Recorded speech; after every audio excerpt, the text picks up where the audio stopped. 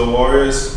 As I said in my previous video, I've been suffering from elbow tendonitis, and in spite of that, I was able to program my workout around it. I just prioritized my straight arm work and cut out the bent arm work, because only during the bent arm movement, the flexion of the elbow, you experience that sharp pain.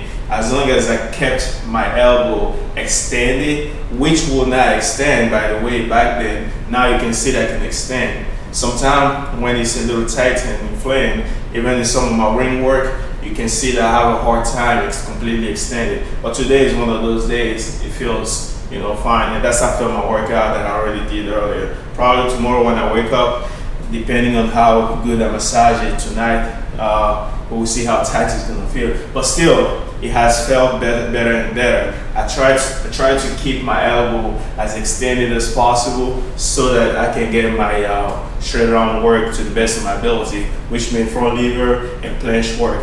So maybe you can attribute the gains in my straight arm work to the fact that I specialize in just straight arm work, in which take the recovery, the total recovery volume made much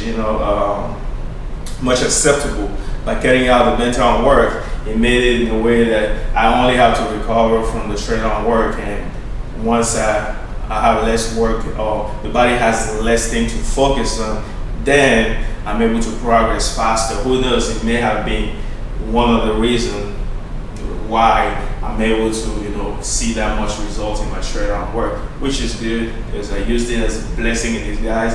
Front lever has been really hard for me. For the past 2 years I've been training it, and I figured out, okay, this is an opportunity that I can't do any bent arm work, no one-arm pull-up anymore. Maybe it's time for me to just focus on that straight arm work. And it was really gruesome, beating it up and down. I even used the Bulgarian light system applied to calisthenics. So yeah, it's so many ways to go about it. A lot of people want to know how I did it. That's for another content in the future. But right now, I feel like I still need to gather more information to be able to give something really precise and substantial that people can benefit from. But if you can't wait to that, you can always link up for some online coaching.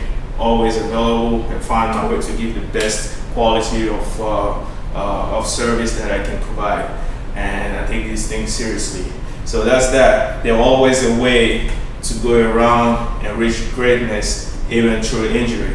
I'm not saying to go and just go balls to wall knowing that you have a major tear or something like that, because I did suffer a major tear in the past, which was my pec tear, like you can see here, and this set me back for a whole year and a half. But I didn't stop. I did work around. I did a lot of leg work. That's about the time I used the momentum to do a lot of pistol squat. It was 2013, so even pull up, I couldn't do a pull up until maybe about 7 months into it.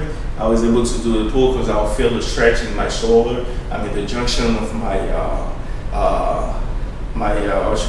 front deltoid, the anterior deltoid, and my pec. The stretch was really awful. The push up, I couldn't do a push up like for maybe 3 months or so, because one push up down, up, so inflamed and hurting that I just had to let it rest. So I did a lot of core work, a lot of cardio work, a lot of stretching work. I found my way to do something. What you don't want to do is be like, oh, I'm hurt, I have to stop. That's no way to go about it. You have to keep moving, keep moving. Greatness is not achieved by staying idle and staying mediocre. That's the problem, I think, with people. The moment they face a little bit of discomfort, they just stop right away. You can't do that. You can't do that. So you don't have to go balls to wall. You don't have to go 100% intensity. And if you don't have the ability to go there all the time, meaning you're not working out, that's not how it works. You have to be able to provide the minimum recoverable work on a constant basis, and then slowly see greatness unveil itself. So a lot of gym bros out there, they go hard. Again, example of leg day, go balls to wall for 1 day a week, and then get fucking sore for the whole week.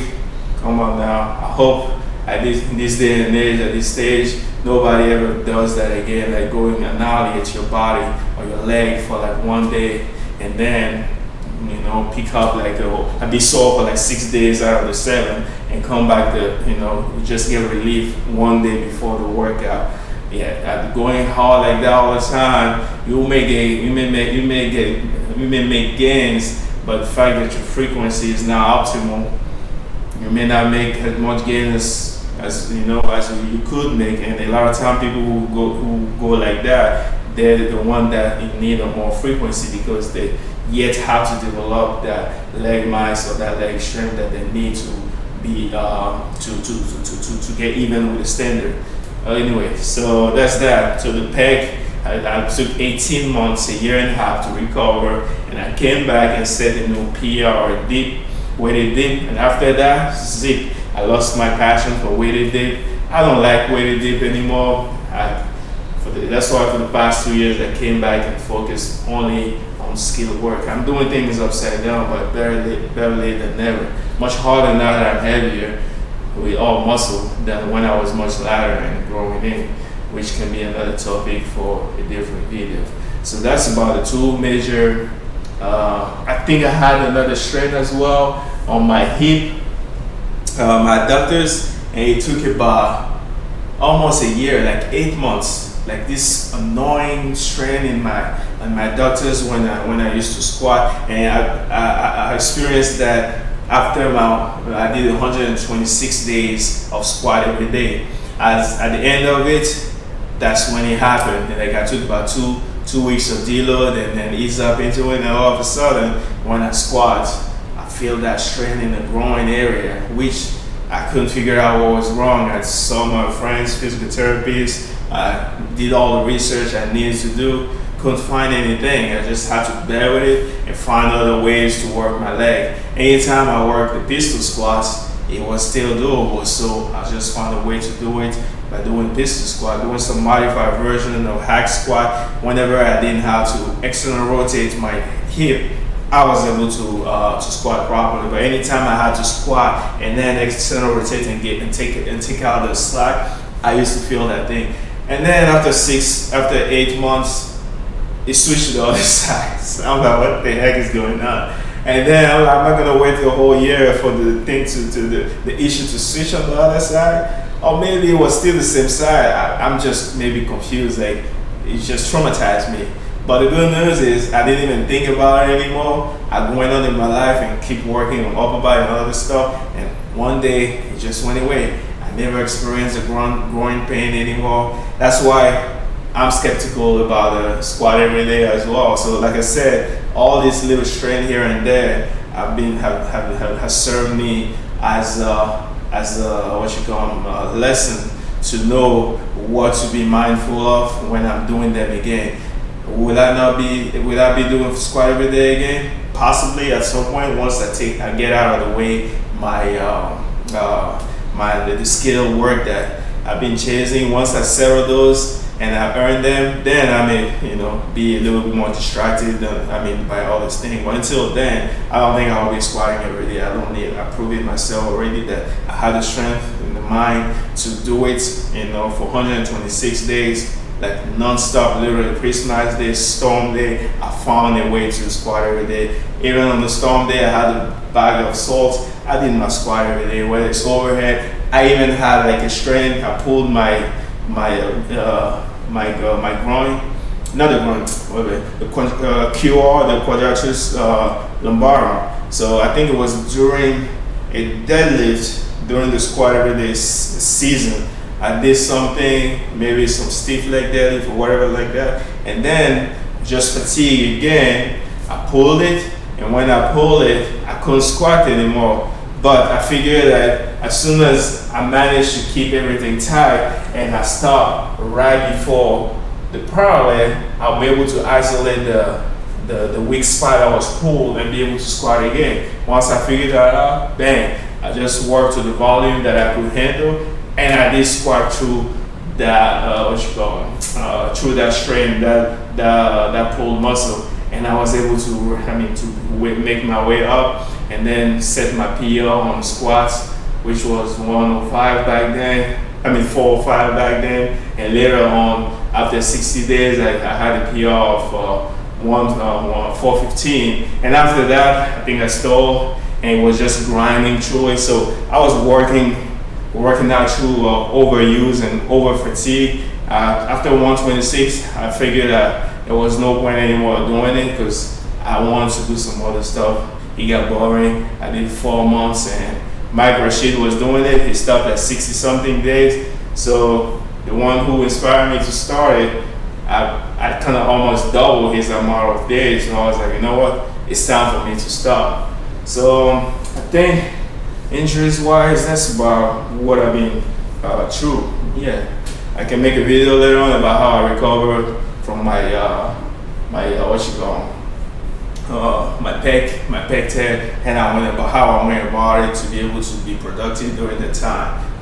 If you feel like you need to know, feel free to drop a comments down there so I can make a video about how to recover from a pec tear and still be productive. So I went through everything. It was the pec tear, then it was my groin strain, and then I had the quadratus lumbaris pulled muscle right there strain, which was not much of it. It was not a tear because it healed within 2 weeks. That's how I know.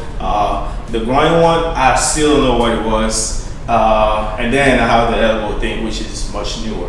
So I didn't have much injuries throughout my journey except for the pec tear, which was the major one. Even though it was a partial tear, I never had to go to get a surgery or anything. Even then, I couldn't even afford it because even if surgery was needed, I didn't have any insurance. Yeah, welcome to this life. Yeah, so that was that. Blessed to be around and keep making them gains, and everything is, and we're always gonna be Meckanimal way, always there to serve you and to lead by example. Salute, stay safe, man. Don't get injured.